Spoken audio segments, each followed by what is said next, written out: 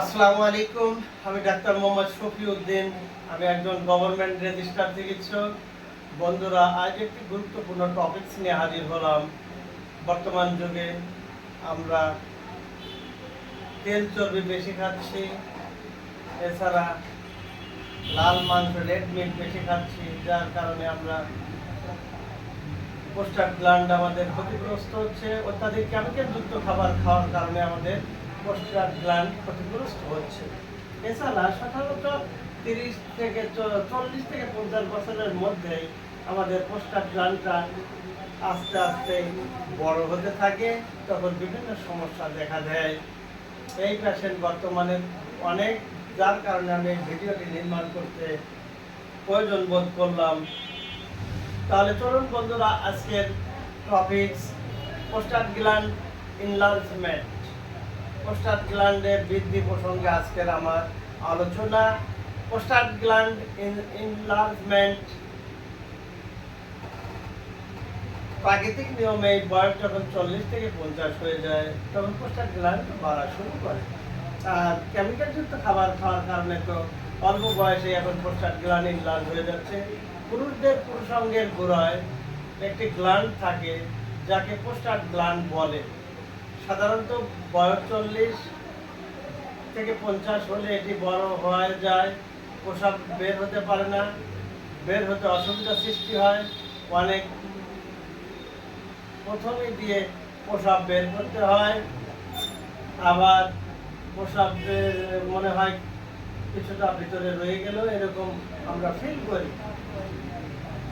সেবাল সেরুলেটাম mother নামে একটি homeo ঔষধ আছে।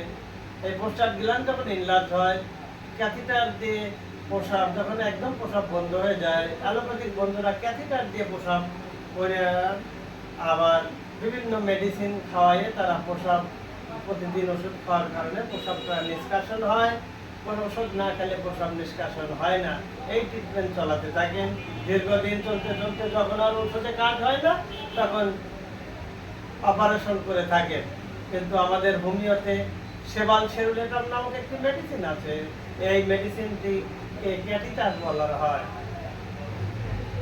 অ্যালোপ্যাথিতে যেরকম ক্যাথিটার পরিয়ে পেশাব নিষ্কাশন করেন, আমাদের এই ওষুধটা খাওয়ালে পেশাব ক্লিয়ার হয়ে যাবে এবং প্রোস্টেট গ্ল্যান্ডের যে কোনো সমস্যাই থাকুক না কেন, সে সমাধান করতে সক্ষম হবে। তাই বন্ধুরা, প্রোস্টেট গ্ল্যান্ড ইনলার্জ হলে চিন্তার কোনো কারণে, বিচলিত হওয়ার কোনো কারণ নাই। মোটামুটি প্রোস্টেট গ্ল্যান্ডের যে কোনো রোগ হোক না কেন, হোমিও মেডিসিন দ্বারা বিনা অপারেশনে চিকিৎসা করে রোগমুক্ত করা সম্ভব। ফেরামপিক্রেটাম প্রোস্টেট গ্ল্যান্ডের আরেকটি কঠিন ঔষধ। উপরের নিয়মে যতদিন প্রয়োজন সেবন করানো যেতে পারে, যতদিন পর্যন্ত প্রোস্টেট গ্ল্যান্ডের সমস্যার সমাধান না হবে, এতদিন পর্যন্ত আপনারা এই ঔষধটাও চালিয়ে দিতে পারেন। ওই treat the patient not the disease. আমরা হোমিও ডাক্তাররা চিকিৎসা প্রদান করি রোগীর রোগের নয়। স্যামিলিউ মাস্কুলেন্টা স্বদেশ বিধানে আরোগ্য সাধন। তাই রোগী পর্যবেক্ষণ করে যে মেডিসিনটা আসবে, সেই মেডিসিনটাই পারবে ওই রোগীকে আরোগ্য করতে। আমার 30 বছরের ডাক্তারি অভিজ্ঞতার আলোকে দুটি মেডিসিনের কথা বললাম। যে দুটি মেডিসিন সাধারণত প্রত্যেক রোগীর ক্ষেত্রেই প্রয়োজন হয়, সেই দুটি মেডিসিনের মধ্যে একটি হলো সেবাল সেরুলেটাম, অপরটা হলো ফেরামপিক্রেটাম। এছাড়া সাইন্স অ্যান্ড সিমটম অনুসারে, রোগীর চিফ কমপ্লেন অনুসারে আপনারা ডায়াগনোসিস করে ঔষধ সিলেক্ট করবেন। কোনো কোনো রোগীর ক্ষেত্রে দেখা যাবে এই দুটি ঔষধ বাদে অন্য ওষুধের প্রয়োজন হবে, যেমন পনিয়াম, সিমিসিপিউগা, সিমাফেলা, থুজা। এই ঔষধগুলিও রোগীর ক্ষেত্রে প্রয়োজন হয় প্রোস্টেট গ্ল্যান্ড ইনলার্জের চিকিৎসা দিতে গেলে। যে পেশেন্টের ভিতর যে মেডিসিনের সিমটম বিদ্যমান, সেই মেডিসিন দিয়েই আপনারা সেই রোগীকে আরোগ্য করবেন। কেননা বাংলায় একটা কথা আছে, যে ফুলে তুষ্ট, যে দেবতা তুষ্ট, সেই ফুল দিয়েই দেবতাকে পূজা দিতে হবে। অনুরূপভাবে আমাদের হোমিওপ্যাথিতেও যে রোগীর সিমটম যেমন আসবে, যে মেডিসিনের সিমটম রোগীর ভিতর বিদ্যমান, সেই রোগীকে সেই মেডিসিন দিয়ে চিকিৎসা দিলেই রোগী সমূলে আরোগ্য লাভ করবে। প্রস্টাটগ্ল্যান্ড এনলার্জ হয়েছে বলে বিচলিত হওয়ার কোনো কারণ নাই, অপারেশনের কোনো প্রয়োজন নাই।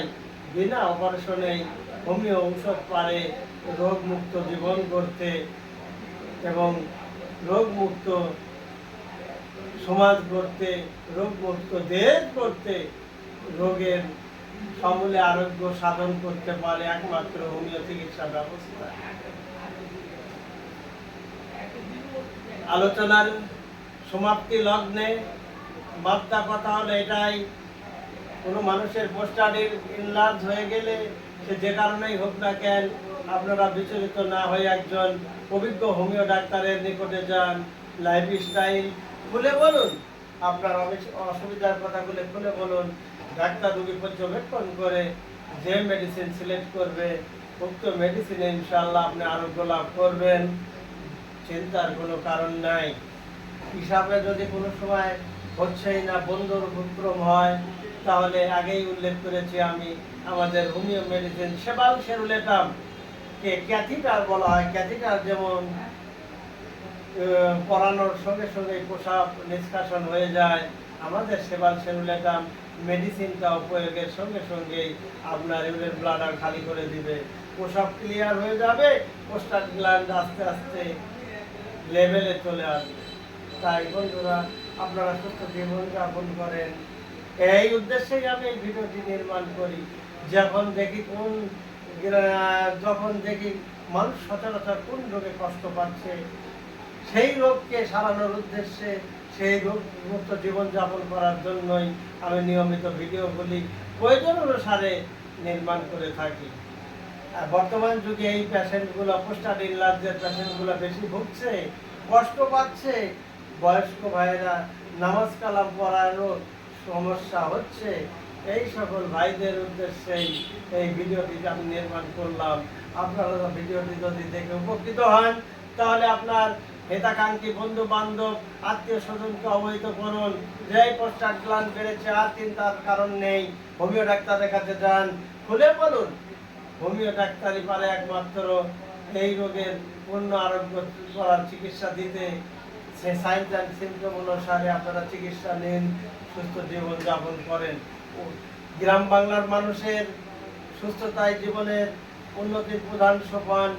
আপনি সুস্থ হলে আপনার পরিবার সমাজ দেশ সুস্থ, নিজে সুস্থ থাকুন, আপনার জীবনকে দীর্ঘায়ু করুন, এই কামনা করে আজকের আলোচনা এখানেই টানছি। আসসালামু আলাইকুম।